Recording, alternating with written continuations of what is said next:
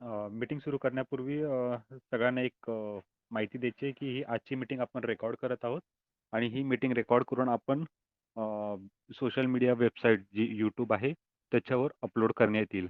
जेणेकरून आज जे कोणी लाईव्ह मीटिंगला सहभागी होऊ शकले नाहीत त्यांना सोशल मीडिया यूट्यूब चॅनलच्या मार्फत त्यांना ही मीटिंग ऐकून आपण जी काही इन्फॉर्मेशन शेअर केलेली आहे तुमच्यासोबत किंवा जे काही आपलं डिस्कशन होईल जनरल डिस्कशन. ओके. आजच्या मीटिंगमध्ये कुठलेही वादाचे मुद्दे नसणार आहेत किंवा कुठलाही असा मुद्दा उपस्थित करायचा नाही आपल्याला की जेणेकरून वादविवाद होतील. ओके. आपल्या मीटिंगचा फक्त उद्देश एवढाच आहे की मागील 2 आठवड्यामध्ये ज्या काही घडामोडी झालेल्या आहेत आणि पुढच्या येणाऱ्या 15 ते 18 दिवसांमध्ये ज्या काही येऊ घातलेल्या घडामोडी आहेत शिक्षक भरती संदर्भातल्या, त्या शिक्षक भरती संदर्भातल्या घडामोडीची रूपरेषा काय असणार आहे आणि पुढची वाटचाल कशी असणार आहे ही अ, याच्यावरतीच आपण या मीटिंगमध्ये डिस्कशन करणार आहोत. सर्वप्रथम तुमच्या सर्वांची माफी मागतो कारण काल जी आपण शेड्यूल टाइम ठेवलेला होता. ओके. त्या शेड्यूल टाइमच्या अगोदर काही अर्जंट काम आल्या असल्यामुळे कालची मीटिंग कॅन्सल करून आज ठेवण्यात आलेली आहे.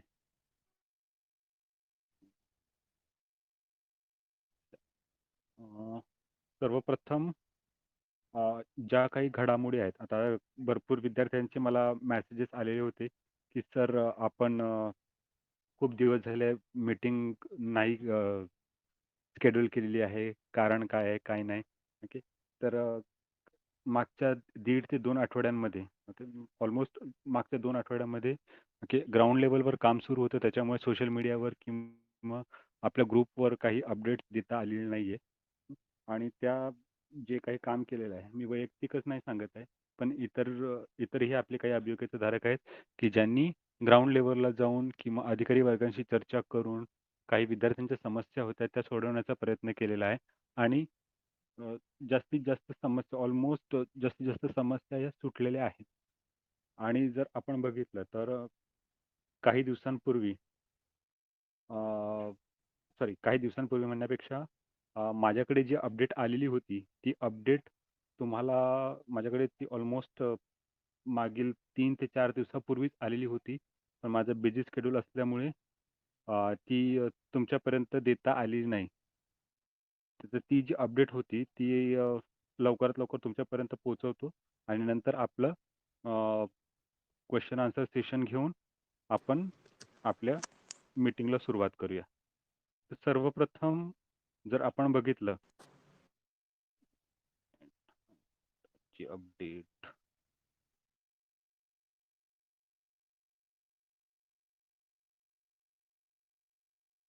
एकच मिनिट हां. Paste कुठे गेली?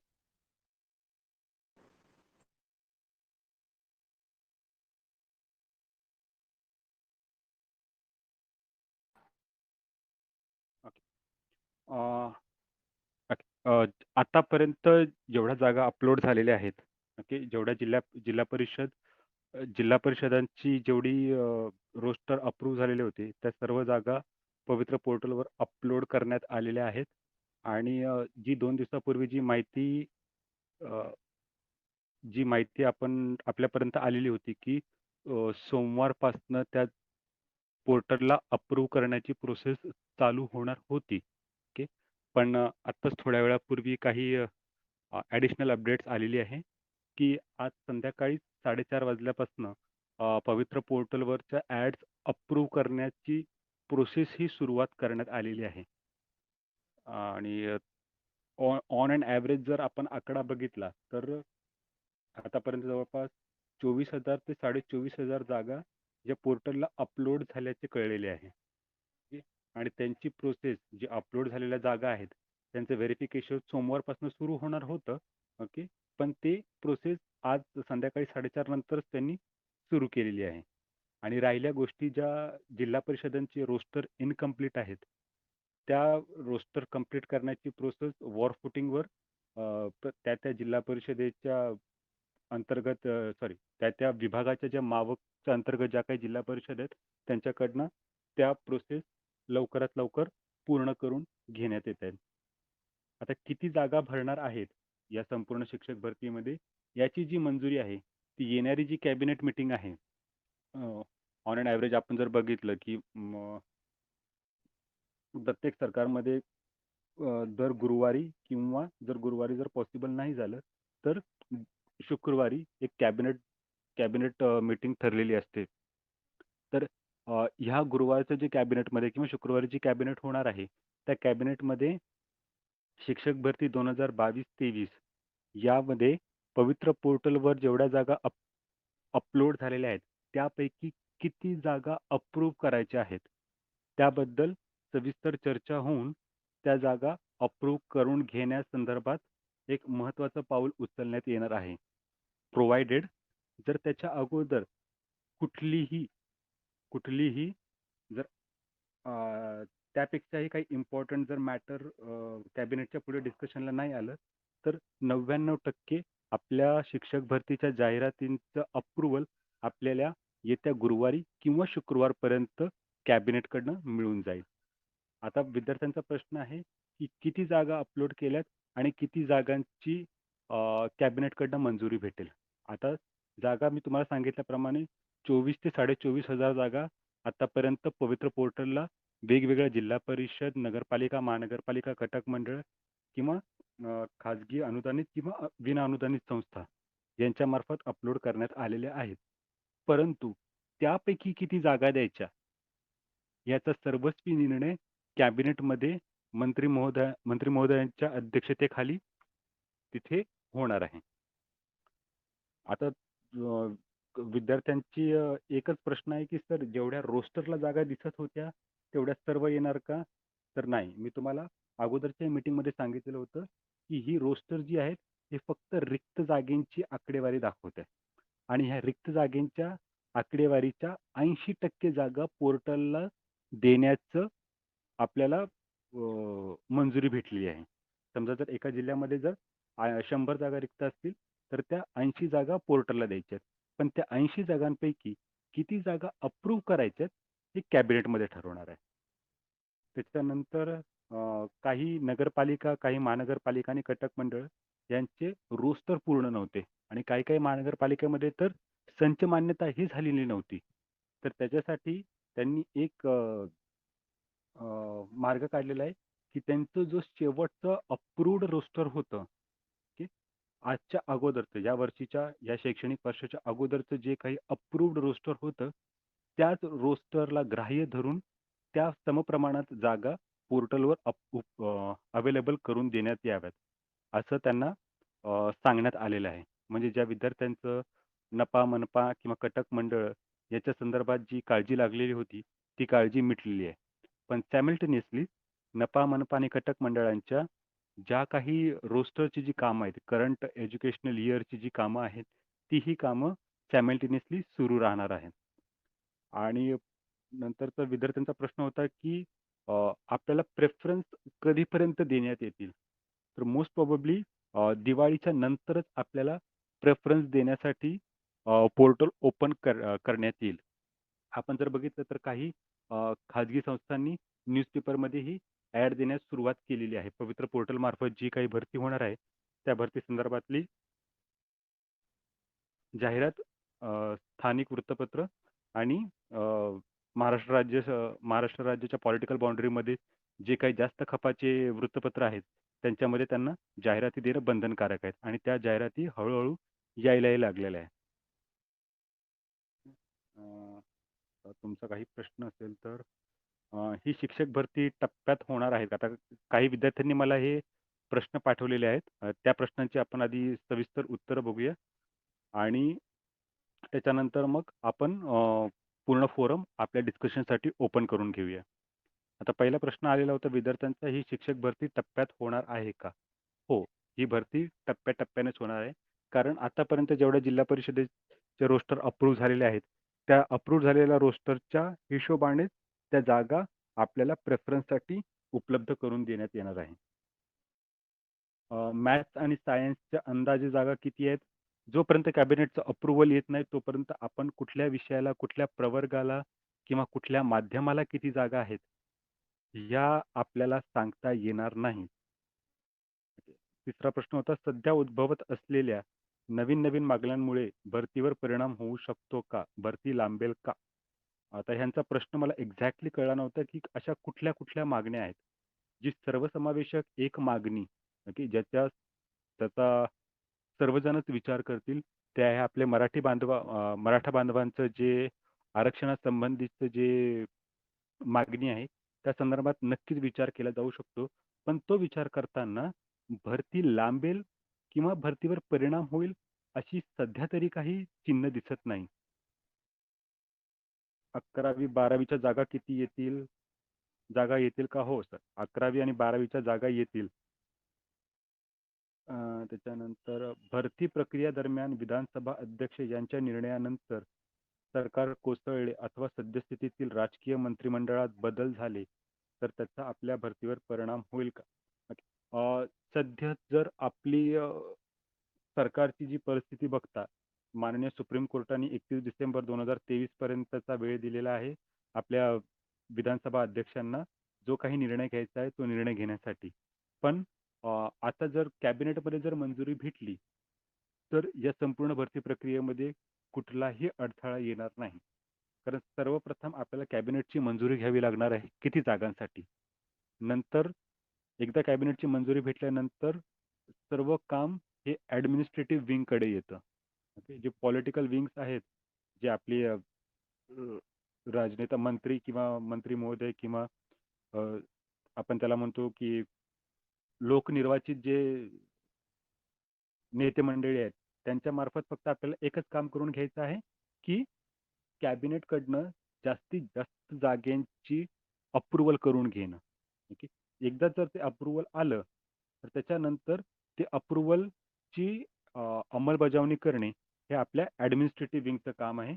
त्याच्यानंतर त्याच्यामध्ये राजकीय हस्तक्षेप जास्त होणार नाही अशी आशा करूया. त्याच्यानंतर पहिल्या टप्प्यात किती जागा येतील? ओके. प्रयत्न तर चालू आहे, की जेवढ्या जागा पोर्टलला दिसतायत आणि जेवढ्या जागा अप्रूव्ह होतील, त्या सर्वच्या सर्व जागा पहिल्या टप्प्यात याव्यात, असा प्रयत्न चालू आहे. पण ऑन एन ॲव्हरेज जर आपण आकडेवारी काढली, तर त्यामध्ये आपल्याला असं दिसून येतं, की पहिल्या टप्प्याच्या ज्या जागा आहेत, त्या पोर्टलला दिसणाऱ्या जागा जवळपास जर आपण टोटल कॅल्क्युलेट केलं, तर 27 ते 30,000 या दरम्यान ती आकडेवारी असणार आहे. याच्यामध्ये एस-टी पेचा तुम्ही त्याच्यामधनं मायनस करून घ्या.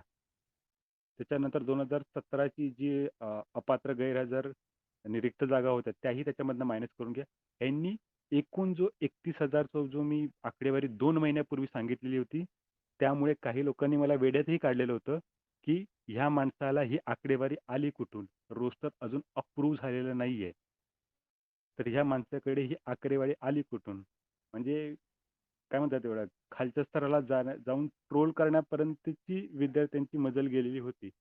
पण मी मनाला एवढंच सांगितलेलं स्वतःच्या मनाला एवढंच सांगितलेलं होतं, की माझ्याकडे जी इन्फॉर्मेशन आलेली आहे, जोपर्यंत मी ऑन पेपर काही बघत नाही किंवा माझ्यापर्यंत कुठल्या ऑथेंटिक सोर्सने कुठली इन्फॉर्मेशन येत नाही, ती मी विद्यार्थ्यांपर्यंत किंवा आपल्या अभियोग्यताधारकांपर्यंत मी ती माहिती पोहोचवत नाही. जेव्हा माझ्यापर्यंत ती आकडेवारी आली, तेव्हाच मी आपल्या ह्या ग्रुपवर ती आकडेवारी टाकली होती. पण असो, पण आता जेव्हा पुढच्या 1-2 आठवड्यामध्ये जेव्हा जाहिराती पोर्टलला येतील, तेव्हा ती आकडेवारी आपली जवळपास 99% जागा ह्या त्याच्यासोबत मॅच होतील. रयत शिक्षण संस्थांच्या जागा इंटरव्ह्यू का नॉन इंटरव्ह्यूमध्ये येणार आहेत? ओके. चांगला प्रश्न आहे. रयत शिक्षण संस्था याच्यामध्येही आता त्यांचं संचालक मंडळ जे आहे किंवा ॲडमिनिस्ट्रेटिव्ह विंग आपण ज्याला म्हणतो, त्याच्यामध्येही 2 गट पडलेले आहेत. तर पहिल्या गटाचं म्हणणं आहे, की अ, आपण रयत शिक्षण संस्थेच्या जेवढ्या जेवढ्या काही जागा आहेत, त्या विथ इंटरव्ह्यूने द्यायच्या.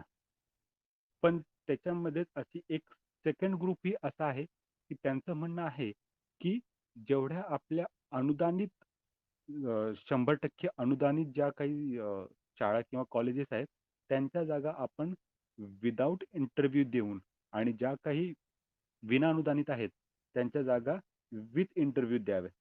पण त्याच्यावर अजूनपर्यंत शिक्कामोर्तब झालेलं नाहीये. रयत शिक्षण संस्थेचे सर्वेसर्वा जे माननीय श्री शरद पवार साहेब आहेत, ओके. यांच्यासोबत काही आपल्या अभियोग्यताधारकांनीही डिस्कशन केलेले आहेत, चर्चा घडवून आलेल्या आहेत आणि येत्या आठवड्यामध्येही त्यांच्यासोबत एक चर्चेची फेरी होणार आहे आणि त्या चर्चेमध्ये आम्ही त्यांना हात जोडून नम्र विनंती करणार आहोत, की सर्व अभियोग्यताधारकांमार्फत की जास्तीत जास्त जागा ह्या विदाऊट इंटरव्ह्यूच्या रयत शिक्षण संस्थेला देण्यात याव्यात.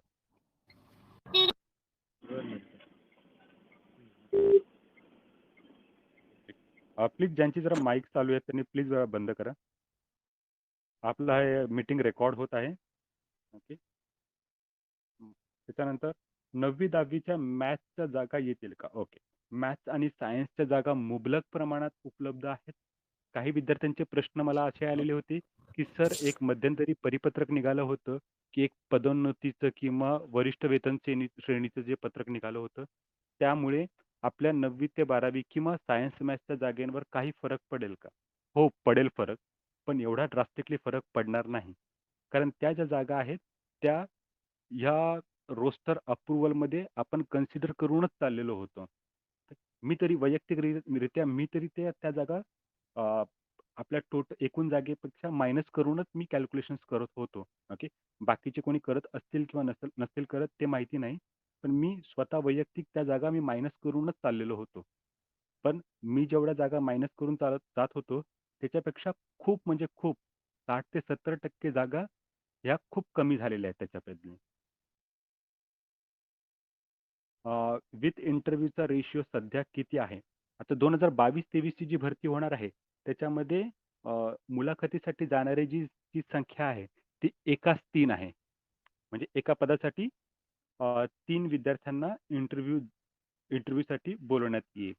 आता मग विद्यार्थ्यांचा दुसरा प्रश्न येतो, की सर जसं अगोदर एकास 10 होते आणि एका विद्यार्थ्याला 10 संस्थांमध्ये जाण्याची संधी भेटत होती. तर त्या विद्यार्थ्याला 10 संस्थांमध्ये जाण्याची संधी भेटेल का? तर ॲज ऑफ टुडे येस, त्यांना ती संधी भेटेल. कारण जोपर्यंत नवीन परिपत्रक किंवा शुद्धीपत्रक किंवा नवीन जी-आर येत नाही, तोपर्यंत जुनं जी-आर किंवा जुनं परिपत्रक किंवा जुनं प्रसिद्धीपत्रक हे इम्प्लिमेंट करावं लागतं. आता जे नवीन परिपत्रक आलेलं आहे, त्याच्यामध्ये फक्त रेशिओ चेंज केलेला आहे. पण नंबर ऑफ इन्स्टिट्यूट किती संस्थांवर जाऊ शकतो याबद्दल कुठलीही त्या परिपत्रकामध्ये उल्लेख नाहीये. याचा अर्थ की एका विद्यार्थ्याला ॲज ऑफ टुडे मी सांगतोय, की एका विद्यार्थ्याला 10 संस्थांचे ऑप्शन येतील आणि एका जागेवर एकास 3 हे प्रमाण ठरवण्यात आलेलं आहे.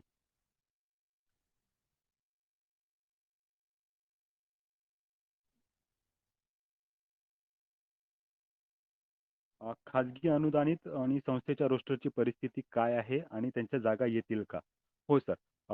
खाजगी अनुदानित आणि संस्थेच्या जागा येणार आहेत आणि आता 5 मावकचे जे विभाग आहेत त्या प्रत्येक विभागाकडनं जी आम्ही दररोज अपडेट घेतोय ते एकेका दिवशी 5-5, 6-6 संस्थांचे रोस्टर अप्रूव्ह करत आहेत. त्याच्यामुळे त्या जागा नक्की येतील. काही प्रॉब्लेम नाही. कट ऑफ किती लागेल? तर अजूनपर्यंत जागा आम्हाला कळलेल्या नाहीये. त्याच्यामुळे कट ऑफ मी तरी सांगू शकत नाही. मी त्याच्यामध्ये अजून तेवढा तज्ञ झालेलो नाही, की विदाऊट जागेचे कट ऑफ सांगेल. आंतरजिल्हा बदलीचे आंतरजिल्हा बदलीमुळे वेळ लागेल का? नाही. आंतरजिल्हा बदली ही येत्या 4-5 दिवसामध्ये पूर्ण होईल.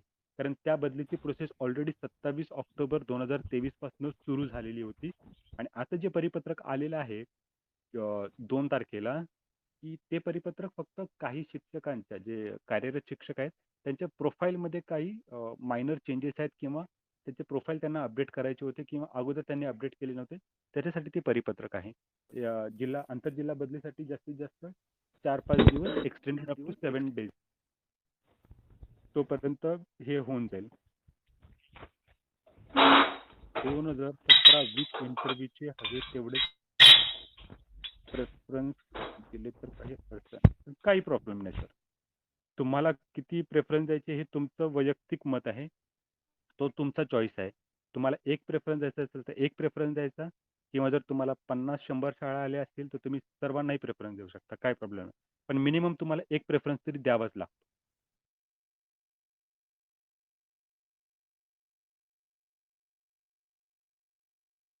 हे पी-एस कोण आहेत? सर्वांना विनंती आहे की आता फेब्रुवारीपर्यंत भरती होणार नाही, तरी सर्वांनी शांत राहावे. चालेल सर, तुमचा आदेश मान्य आहे आम्हाला. ओके. पण आमच्यापर्यंत जी माहिती येते, ती माहिती आम्ही विद्यार्थ्यांपर्यंत पोहोचवण्याचा प्रयत्न करत असतो. पण आमचा एकच उद्देश असतो की विद्यार्थ्यांना जी ॲक्चुअल परिस्थिती आहे, ती सांगावी आणि कुठल्याही विद्यार्थ्याला अंधारात न ठेवता त्यांना सत्य परिस्थिती सांगण्यात यावी. ओके. आणि जर तुम्हाला वाटतं की ही भरती फेब्रुवारीपर्यंत लांबेल, ओके, तर तो तो तुमचा वे ऑफ थिंकिंग आहे. काही प्रॉब्लेम नाही.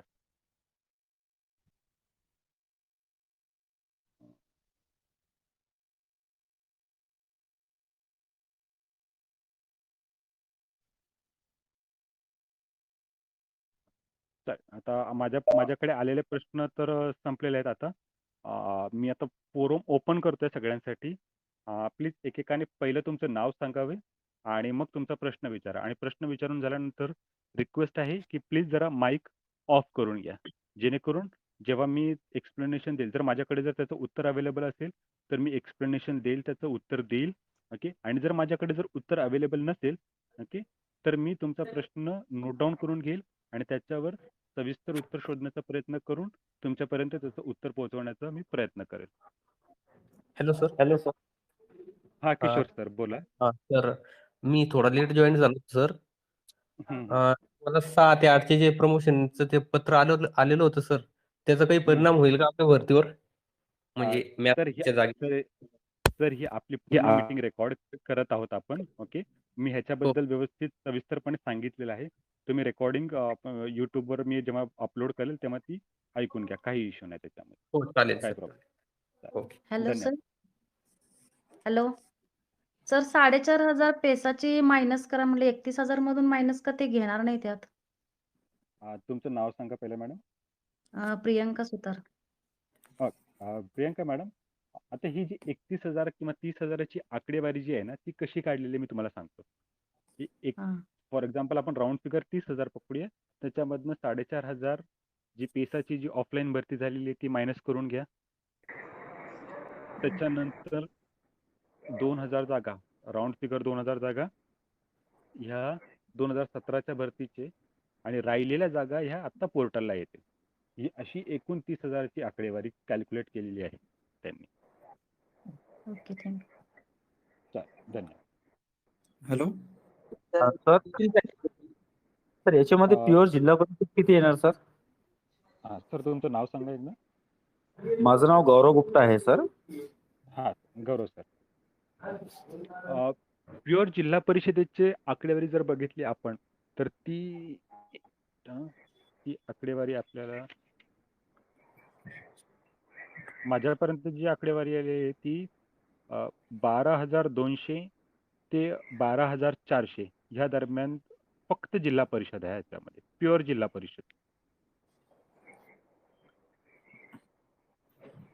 परिषदेची आकडेवारी आहे. हॅलो हां. मी सर. हॅलो. हां बोला. हॅलो. हां बोला सर. येतो आवाज. म्हणजे 8 का सर, 1 ते 12? सर जिल्हा परिषद 1 ते 8 आहे सर. 1ली ते 8वी. Hello sir. हां सर बोला. तुमचं नाव सर सांगा आवाज सर. येतो का? मी अर्जुन जाधव बोलतोय सर. हां सर बोला. हा सर, ते आता मध्यंतरी तो सधन शिक्षकांचा जो विषय चालला होता ना, मग त्याला 4,500 जागा ते 4,800 समथिंग देणार आहेत. आणि ते सोडून मध्यंतरी असं आलं, ऐकवत आलं की सेमीच्या जागा ज्या आहेत ना ते भरणार ज्यांचं डीएड बीएड इंग्रजीमधून झालंय. मग समजा मी आता बीएससी बीएड आहे, मग मोस्टली सेमीला सायन्स मॅथ्स हाच विषय महत्वाचा असतो सेमीसाठी. मग आम्ही जर बीएससी बीएड आणि डीएड बीएड मराठी माध्यमातून असेल तर मला सेमी इंग्रजीचे प्रेफरन्स येतील का सर? अर्जुन सर, तुमचा पहिला प्रश्न जो आहे की हा साधन शिक्षक 4,832, ओके, हा ही आकडेवारी कुठल्याही पेपरवर लिखित नाहीये. बरोबर, हो सर. जेवढे पेपर्स माझ्यापर्यंत जेवढे आलेले आहेत आणि हा जेवढा मी स्टडी केलेला आहे, माझ्यापर्यंत तरी ही आकडेवारी ऑन पेपर आलेली नाहीये. सोशल बरं. मीडियावर फिरलेली मी ती बघितलेली आहे, पण ऑन पेपर आलेली नाहीये. त्याच्यामुळे मी हं. त्याच्यावर पक्ष करू शकत नाही की त्या 4,832 जागा त्यांना देणारच आहेत की नाही देणार आहे. Okay sir. राहिला प्रश्न तुमचा की तुम्ही सेमीसाठी पात्र आहात की नाही हां. आहात, तर त्याची एक नियमावली येणार आहे. त्याच्यामध्ये आपल्याला व्यवस्थित कळून जाईल की तुम्ही त्या जागांसाठी पात्र आहात की नाही आहात. बरं. ओके, चालेल. धन्यवाद. Okay, okay. Thank you sir. नमस्कार हॅलो. सर, मी संदीप बोलतोय. हा, नमस्कार सर, बोला ना. हा सर, इंग्लिश विषयाच्या 6 ते 8, 9 ते 12 यामध्ये किती जागा येतील? आणि साधन व्यक्तीमध्ये इंग्लिश सब्जेक्ट टीचर आणि डीएड किंवा बीएड हे मराठी माध्यमातून, तर यांचा विचार केला जाईल का इंग्लिश सब्जेक्ट टीचरसाठी? आता धन्यवाद सर तुमच्या प्रश्नासाठी. सगळ्यांना एकच सांगतो की कुठल्या विषयाला किती जागा येणार, कुठल्या माध्यमाला किती जागा येणार, ओके, हे आत्ता कुणीही सांगू शकत नाही. कुणीही सांगू शकत नाही. कारण जरी आत्ता ऑन अँड ॲव्हरेज 24,000 जागा जरी अपलोड झालेल्या असतील पोर्टलवर, तर त्या जागांपैकी किती जागांची कॅबिनेट मंजुरी देतं, त्यावर सर्व डिपेंड आहे. जर कॅबिनेटने जेवढ्या जागा अपलोड झालेल्या आहेत त्या सर्व जागांची मंजुरी दिली, तर सगळ्यांसाठी सोन्याहून पिवळं आहे. पण सद्य परिस्थिती लक्षात घेता आणि महाराष्ट्र राज्याची वित्त विभागाची जर परिस्थिती लक्षात घेता आणि काही जिल्ह्यांच्या तालुक्यांमध्ये दुष्काळ सदृश्य परिस्थिती उद्भवल्यामुळे जो GR निर्गमित करण्यात आलेला आहे, ती परिस्थिती लक्षात घेता जेवढ्या जागा अपलोड झालेल्या आहेत तेवढ्या सर्व जागांना मान्यता मिळणं हे खूप थोडंसं थोडंसं म्हणण्यापेक्षा खूप अवघड बाब बनलेली आहे. पण तरी पण सर्व अभियोग्यताधारक आणि आमच्या सर्वांच्या वतीने हा एकच प्रयत्न राहणार आहे की जेवढ्या जागा अपलोड झालेल्या आहेत त्याच्यापैकी जास्तीत जास्त जागा कॅबिनेटकडनं मंजूर करून घेणे. जेव्हा जागेंची आकडेवारी जेव्हा मंजुरी होऊन येईल त्याच्यानंतर मग आपण त्याच्यावरती कुठल्या माध्यमाला किती जागा जाणार आहेत, कुठल्या इयत्तेला किती जागा जाणार आहेत, कुठल्या विषयाला किती जागा जाणार आहेत, कुठल्या कॅटेगरीला आणि कॅटेगरीच्या समांतर आरक्षणाला किती जागा जाणार आहेत, त्याच्यावर आपण सविस्तर चर्चा करूया. आता सद्यस्थितीला आजच्या तारखेला मी सांगू शकत नाही की कुठल्या मीडियमला किती जागा जाऊ शकतील. अप्रॉक्सिमेटली आकडा पण मी सांगू शकत नाही. जर मी तुम्हाला म्हटलं की मराठी माध्यमाला 15,000 जागा येणार आहेत, पण त्या 24,000 जागांमधनं फक्त 15,000 जागांची जर कॅबिनेटने जर मंजुरी दिली, तर मला म्हणजे मी मी तुमच्यासमोर मांडलेलं जे उत्तर आहे ते चुकीचं ठरतं. हो, नमस्कार सर. भोसले सूरज बोलतोय बीडमधनं. नमस्कार सर, सर, बोला ना. पाठीमागं जे प्रमोशनचं जे पत्रक निघालंय सर, सायन्स मॅथ्स हं, ते TET 8 त्यांना म्हणजे बंधनकारक नाही 2013च्या अगोदर जॉईनिंग झालेल्या शिक्षकांना काय. बरोबर. तर त्यामध्ये प्रमोशन देताना सर, प्रश्न असा होता माझा की प्रमोशन देताना ज्या काही समजा 6 ते 8च्या समजा ज्या काही जागा आहेत त्याच्या 100% जागा त्यांना प्रमोशन भरता येतात का? किंवा मग नाही 70% नाही 30% जागा प्रमोशन आणि 70% सरळ सेवेनं, असा काय क्रायटेरिया काय आहे सर त्याचं? यांचे जे प्रमोशन होणार आहे ते सेवा ज्येष्ठतेनुसार होणार आहे. जे आपण वन फोर्थ प्रमोशन बोलतो ना, हं. त्या त्या नियमानुसार त्यांचे प्रमोशन होणार आहेत. 25-75चा क्रायटेरिया चालतो नेहमी. नमस्कार सर, मी चैतन्य व्यवहारे यवतमाळ जिल्ह्यामधून बोलतोय. माझे 2 प्रश्न हां सर, होते. बोला. सर, हां. मध्ये मराठा आरक्षणाच्या बाबतीत जरांगे पाटलांनी असं म्हटलं होतं, की आम्हाला आरक्षण मिळेपर्यंत नोकर भरती करू नका. त्यावर सरकारने उत्तर देताना असं सांगितलं होतं, की नाही करणार आणि जर केली तर आम्ही मराठा उमेदवारांसाठी जागा राखीव ठेवू. तर कॅबिनेटमध्ये जेव्हा मंजुरी मिळेल तेव्हा या पॉइंटचा विचार होऊन एकूण ज्या जागांना ते परमिशन देतील त्याच्यावर परिणाम होईल का? आणि दुसरा प्रश्न आहे सर, यवतमाळ जिल्ह्याच्या रोस्टर बद्दल काही अपडेट आहे का आपल्याकडे? धन्यवाद तुमच्या प्रश्नासाठी. सर्वात पहिला प्रश्न, माननीय जरांगे साहेबांची जी मागणी होती की जी काही मराठा आरक्षणासंबंधीची जी काही सद्य परिस्थिती आहे त्याच्यामध्ये जोपर्यंत निर्णय होत नाही तोपर्यंत कुठलीही नोकर भरती करण्यात येऊ नये. ओके. आणि त्यांना ऑल्टरनेट त्यांनी दिलेला होता की जरी करायची असेल तरी मराठा मराठा समाज बांधवामधले आपले जे काही बंधू भगिनी आहेत त्यांच्यासाठी काही जागा रिक्त ठेवाव्यात. पण सरकारसमोर हा एक पेच प्रसंग आहे, की जागा रिक्त सरकार नोकर भरती तर थांबवू शकत नाही. कारण आपल्या शिक्षक भरतीसाठी इतर भरती संदर्भातलं तर माहिती नाही, पण आपल्या शिक्षक भरतीसाठी आपल्या बाजूने एक SMPL आहे, ती आपली जमेची बाजू आहे. त्याच्यामुळे ही शिक्षक भरती थांबवू शकत नाही.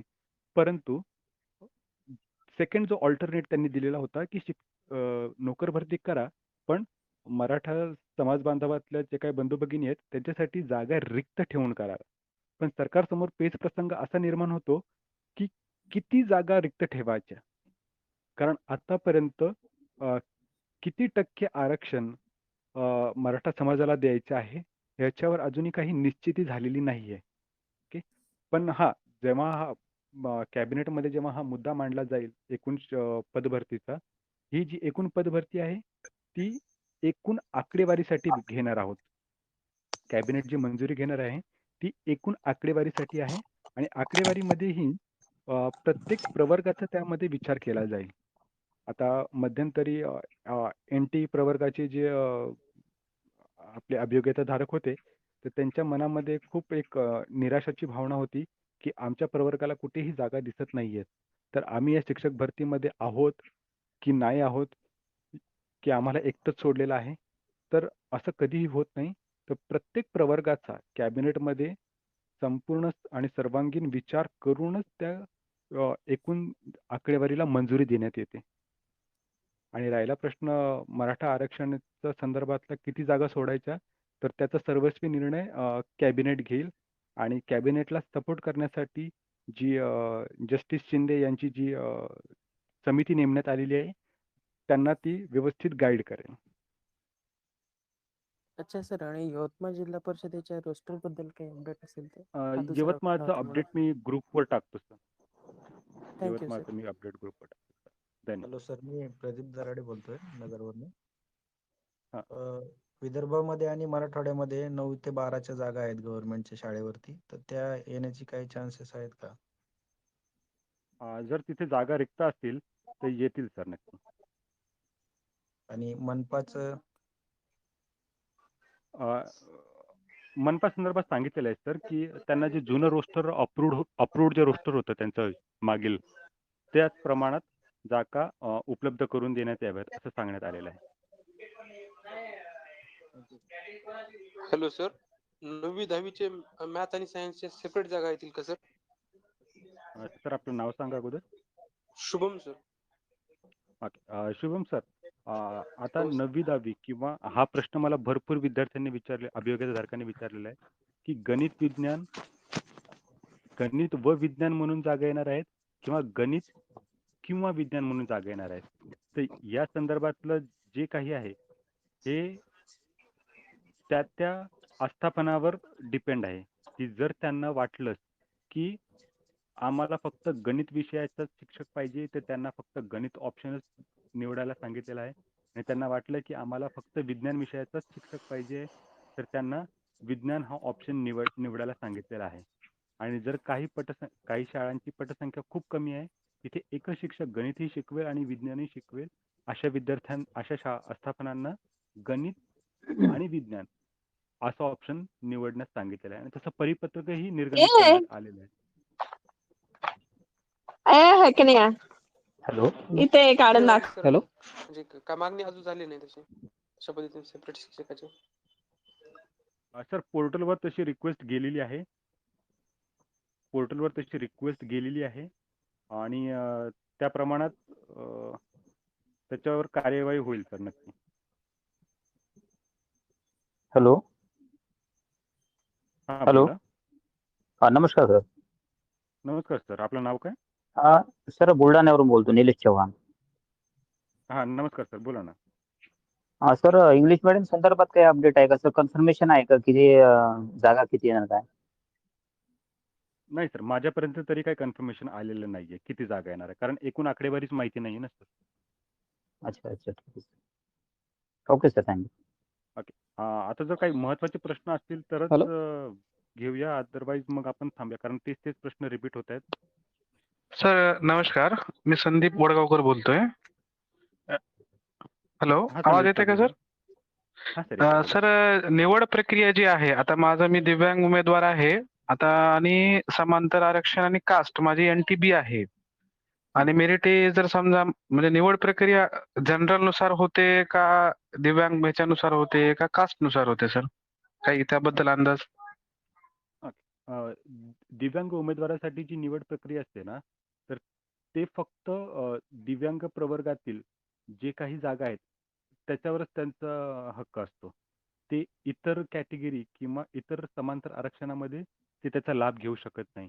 हा, पण दिव्यांग प्रवर्गामध्ये तुम्ही दिव्यांग ओपनमध्ये तुमचं पहिलं मेरिट बघितलं जातं. त्याच्यानंतर जर तुमची कॅटेगरी NT असेल तर मग दिव्यांग NT कॅटेगरीमध्ये बघितलं जातं तुमचं. दिव्यांग प्रवर्गाचे जे उमेदवार आहेत त्यांना फक्त दिव्यांग उमेदवारांच्या ज्या काही जागा आहेत त्याच्यामध्येच त्यांचं मेरिट चेक केलं जातं. बाकी कुठल्याही दुसऱ्या समांतर आरक्षणामध्ये दिव्यांग उमेदवारांचं मेरिट चेक केलं जात नाही. नाही जर समजा आपण ओपनच्या जागेला हॅलो सर, एक मिनिट. हा. आपण जर समजा ओपन जनरलच्या जागेला जर आपण प्रेफरन्स दिला, त्या ठिकाणी आपल्याला कन्सिडर नाही करत का? नाही सर, तो प्रेफरन्स तुम्हाला येणारच नाही सर. ते प्रेफरन्सच येणार नाहीत तुम्हाला, तुमच्या सिस्टमला दिसणारच नाही. तुम्हाला फक्त दिव्यांग उमेदवारांचे जेवढे प्रेफरन्सेस आहेत ना तेवढेच तुमच्या पोर्टलला दिसतील. Okay sir, thank you. हॅलो ठीक आहे सर, सर, शेवटचे नमस्कार. आपण धनंजय जोशी बोलतोय. एक मिनिट. ओके, आता 10 वाजून 20 मिनिटं झालेले आहेत. ओके, शेवटचे 5 मिनिटं आपण घेऊया आणि मग आपण थांबूया. हां चालेल. विचारा प्रश्न. कोण होतं? नमस्कार सर, धनंजय जोशी बोलतोय. हां सर बोला. BSc झालेले उमेदवार साधन व्यक्तीसाठी पात्र असतील का? कारण BSc हे शिक्षण इंग्लिश मधूनच झालेलं असतं त्यामुळे. तर साधन व्यक्तीची निवड कशी होणार आहे किंवा साधन व्यक्ती कुठल्या बेसिसवर निवडावा, ओके, याची अजून काहीही नियमावली आलेली नाहीये. लिखितमध्ये काहीही नियमावली नाहीये. ओरली जे काही माझ्यापर्यंत आलेलं आहे मी त्याच्यावर विश्वास ठेवत नाही. जोपर्यंत माझ्याकडे लिखित काही येत नाही तोपर्यंत मी कन्फर्मेशन देऊ शकत नाही. हॅलो सर, झेडपीच्या 12,000 जागा कन्फर्म आहे का सर? सर आपलं नाव सांगता का? सर पंकज शिंदे. पंकज सर, झेडपीच्या 12,000 जागा ऑन अँड ॲव्हरेज तर तेवढ्या तर फिक्सच दिसत आहेत त्या. कारण ह्यांना पहिल्या टप्प्यामध्ये मॅक्सिमम आपले प्रशासकीय अधिकारीही आम्हाला बोलताना बोलून गेलेले की आम्हाला जास्तीत जास्त जिल्हा परिषदेच्या जागांची भरती त्या पहिल्या फेजमध्ये करायची आहे, जेणेकरून जे काही येणाऱ्या येऊ घातलेल्या ज्या काही निवडणुका आहेत, ओके, त्याच्या अनुषंगाने किंवा पावसाळी अधिवेशनामध्ये जे काही माननीय शिक्षण मंत्र्यांनी जे काही स्टेटमेंट्स दिलेले होते, ओके, त्याच्यानुसार त्यांना जिल्हा परिषद भरती ही लवकरात लवकर पूर्णत्वास न्यायची आहे. Hello sir. जिल्हा परिषदेच्या जागा भरण्यासाठी खूप हॅलो हॅलो सर, सर. मग टप्पे किती होऊ शकतात भरतीचे? हॅलो सर, तुमचं नाव सांगा अगोदर. सर, शुभम पवार बोलतोय. तर तुम्ही आता म्हणजे टप्प्यात भरती होणार आहे म्हणतायत, तर मग टप्पे किती होतील आणि त्या एका म्हणजे 2 टप्प्यांमध्ये अंतर किती असेल मग? असा प्रश्न होता सर माझा. सर, पहिली गोष्ट आपल्याला टप्पा करू द्यायचाच नाहीये आणि इन केस जर झालाच, ओके, तर पहिल्या टप्प्यात मॅक्सिमम जागा आणणं हा एक प्रयत्न राहणार आहे. माझाच नाही आणि आपल्या सगळ्यांचा तो प्रयत्न राहणार आहे की जास्तीत जास्त जागा पहिल्या टप्प्यात कसा येतील त्यावर लक्ष केंद्रित करून घ्यायचं आहे आपल्याला. नमस्कार सर. Hello sir. एक मिनिट दिलीप सर एक मिनिट थांबा. दिलीप सर एक मिनिट थांबा. स्वाती मॅडम विचार प्रश्न. हा सर, मी स्वाती कसबे बोलतीये. हा. सर 2017 मध्ये ज्या मॅथ्स सायन्सच्या जागा रिक्त राहिलेल्या होत्या त्या ह्या ऍड मध्ये कन्वर्ट होऊन येतील का, म्हणजे आताच्या 22-23 मध्ये? प्रयत्न तर तोच आहे की जेवढ्या ज्या रिक्त जागा 2017 ते 19च्या ज्या रिक्त जागा होत्या सायन्स मॅथ्सच्या, त्या जास्तीत जास्त रिक्त जागा ह्या 22-23च्या शिक्षक भरतीमध्ये कन्वर्ट करून आणण्याचा प्रयत्न सुरू आहे. आणि टचवूड की तोही प्रस्ताव जो मांडलेला आहे त्यालाही लवकरात लवकर अप्रुव्हल भेटेल. Okay, thank you sir. नमस्कार सर, मी दिलीप उबाळे बोलतोय परभणीवर. हा, नमस्कार दिलीप सर. सर 2023 चे प्रेफरन्स कधीपर्यंत येतील सर? जास्तीत जास्त आपण नोव्हेंबरचा 3रा आठवडा पकडून चालूया sir. Okay sir, thank you. Sir Mohammad Arafat sir नमस्कार. एक मिनिट. सचिन सर प्रश्न विचारत होता. सचिन पाटील सर.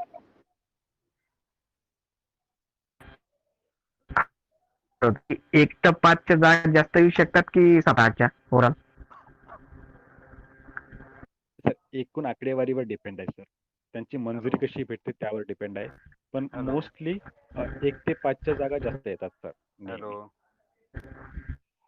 हा, मला ते विचारत होतं. म्हणजे ओव्हरऑल वर पाहिलं तर 1 तर 5 जास्त येतात ना? हा, 1 ते 5ला जास्त जागा असतात. कारण 6 ते 8ला आहे ना, बायफर्केशन खूप होतं, कारण तुम्ही विषय शिक्षक म्हणून जाता तिथे. त्याच्यामुळे त्या जागेंची आकडेवारी कमी दिसते. पण 1 ते 5ला तुम्हाला विषय शिक्षक म्हणून जात नाही तुम्ही. त्याच्यामुळे ती आकडेवारी जास्त दिसते. हॅलो. हा, बोला. सर मोहम्मद अरफात अमरावती से. सर माझा प्रश्न असा आहे की जे काही रोस्टर आलेले आहे त्यावर असं लिहिलं आहे की संपूर्ण रिकाम्या जागापैकी 10% जागा EWS ला देण्यात आलेल्या आहेत.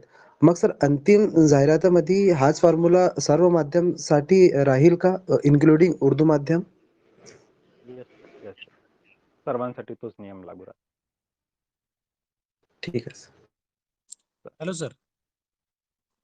Hello sir. हा, विचारा. हा सर, माझा प्रश्न असा आहे की समांतर आरक्षणामध्ये सर प्रकल्पग्रस्तांसाठी पहिलं तुमचं नाव 5%. सांगा. सर मी सखाराम जाधव. हा सर, बोला. सर 5% समांतर आरक्षणामध्ये प्रकल्पग्रस्तासाठी रिझर्वेशन आहे बघा. तर येणाऱ्या आपल्या या 2022-23च्या भरतीमध्ये 5% आरक्षणाला अनुसरूनच जागा येतील का प्रकल्पग्रस्तासाठी सामाजिक आरक्षणमध्ये? Yes sir. आणि ते कास्ट वाईज असेल ना सर?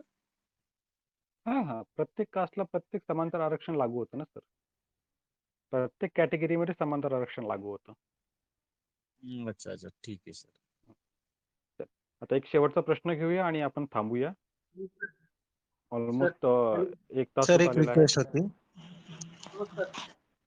हॅलो. सर एक रिक्वेस्ट होती. काही जण म्हणजे आम्ही आता लेट जॉईन झालो, त्यामुळे तुम्ही जे काही डिटेल्स दिलेत ते मेसेजच्या स्वरूपात भेटेल तर चांगलं होईल. सर आपलं नाव काय एकदा? सर आदित्य बोलतोय. ओके. आदित्य सर, ही मीटिंग आहे ना, आपण रेकॉर्ड करत आहोत आता सध्या. अच्छा ही अच्छा. मीटिंग याची जी रेकॉर्डिंग आहे मी आपल्या PK सर ऑफिशियल या YouTube चॅनलवर अपलोड करून देईल. हो जेणेकरून सर चालेल. जास्तीत जास्त अभियोग्यताधारकांपर्यंत आज आपण जे काही डिस्कशन केलेलं आहे त्याची माहिती त्यांच्यापर्यंत पोहोचवण्यात येईल. चालेल सर, थँक्यू सर. ठीक आहे सर, नमस्कार.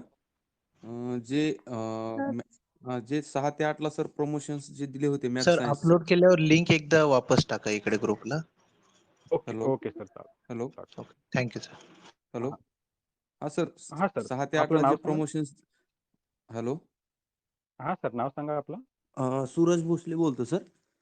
बीडवरनं.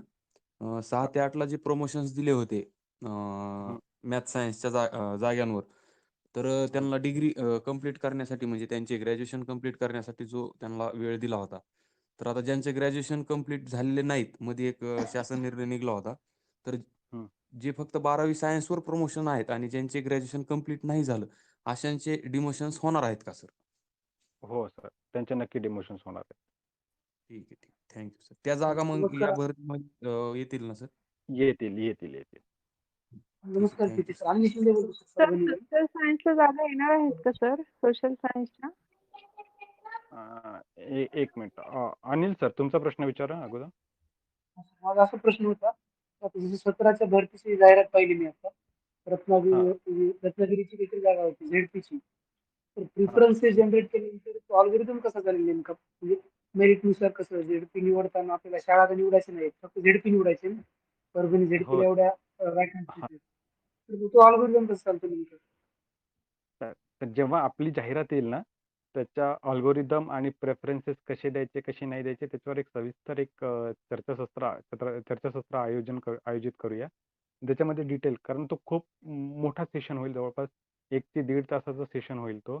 आणि तो आता सध्या त्याची गरज वाटत नाहीये. ओके. जेव्हा आपल्या 22-23च्या जाहिराती येतील ना, तेव्हा आपण सविस्तर त्याच्यावर चर्चा करूया. काही प्रॉब्लेम नाही. ओके. तर मला वाटतं आपण आहे ना इथे थांबूया. ऑलमोस्ट 45 मिनिटाची रेकॉर्डिंग झालेली आहे. 1 मिनिट थांबा. मला एकदा रेकॉर्डिंग स्टॉप करू द्या.